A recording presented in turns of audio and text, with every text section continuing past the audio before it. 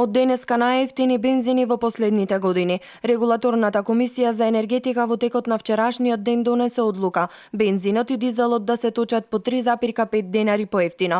Вообичаено намалувањето на цените на горивата треба да значи и поевтинување на цените на превозот како и на прехранбените производи.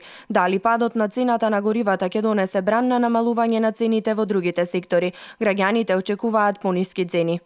Би требало, меѓутоа, веројатно нема да поевтини, затоа што бензините времено поскапуваат, времено се намалуваат, така да не е нешто статички, стабилно за подолг временски период, за да би можел превозот да се врз основа на тоа да се калкулира.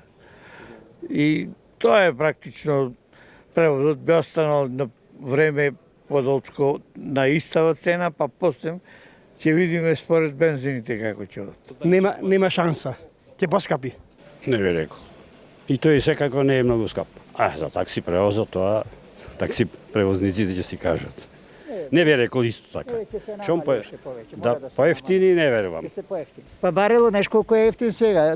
Према ова што е поевтино треба ни повеќе ни помалку, не 50%. Цената на нафтата ќе паѓа или пак толку ќе остане на тоа. Тоа е ова месечини максимумот до кој што е дојде на поднолна цена. Ќе почне да се качува. Па, мислам дека би требало да се поевтини.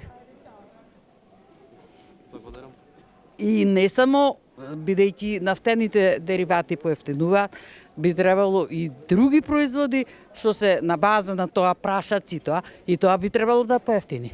Да, со поевтинување на бензинот се надевам дека ќе поевтини јавниот превоз и исто такси компаниите ќе намалат своите тарифи.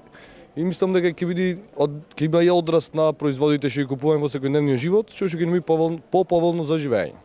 Според повеќето во краток рок нема да има големо влијание во намалување на цената на производството или намалување на финалните продукти кои ќе дојдат до потрошувачот. Транспортерите велат дека засега превозот нема да поевтини, бидејќи со актуелните пониски трошоци на горивото, дел од компаниите ги враќаат загубите кои ги имале претходно кога литар нафта се продаваше над 80 денари.